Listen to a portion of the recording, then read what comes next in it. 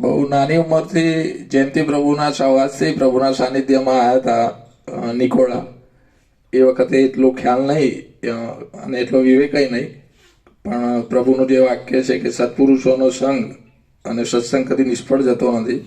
પહેલા જ દિવસથી પ્રભુ એ કંઈક એવો વિવેક કર્યો કે જેથી આખી જે દિશા છે વ્યક્તિની કે ભાઈ ભગવાન શું, ઈશ્વર શું, સાચી શાંતિ શું અને ઈશ્વર તરફ કઈ રીતે આગળ વધાય, તો સતત એ ભાવમાં જ પ્રભુ જોડે રહેવાથી એ ભાવ દિવસે દિવસે વધતો જ જાય છે.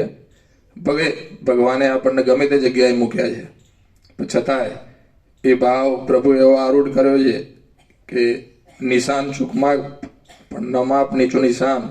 આ જન્મે પરમ તત્વની પ્રાપ્તિ માટે જેટલો પ્રયત્ન થાય, ભગવાને જે આપણને શક્તિ આપી હોય એ સતત આપણે એમાં જ રહીએ અને એમાં જ રહીએ કે જેથી આ જન્મ આપણો વૃથા જાય નહીં, એવું પ્રભુની કૃપાથી સતત રહે છે.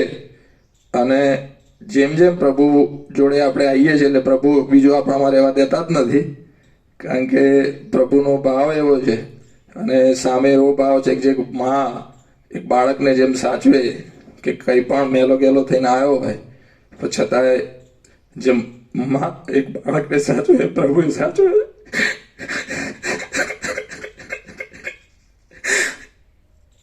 પ્રભુ કંઈ પણ અવિવેક અમારાથી થતો હોય પણ ભાવ એવો છે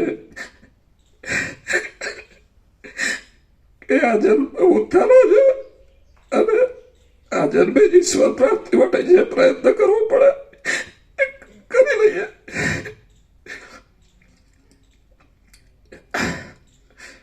ને બધું પ્રભુ તમે જ આપ્યું છે, છતાં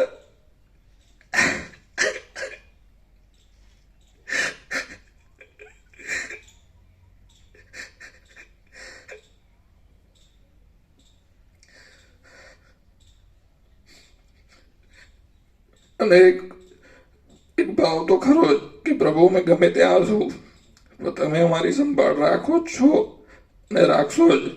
એ ભાવથી અમે પ્રભુ જ્યારે પણ અહીંયા આવીએ છીએ ત્યારે તમે આગળની જ વાત કરો છો કે આગે બઢો, પરમ તત્વનો કોઈ વિકલ્પ નથી.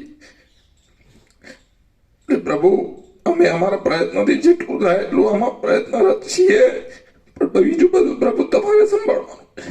ઓ જય પ્રભુ.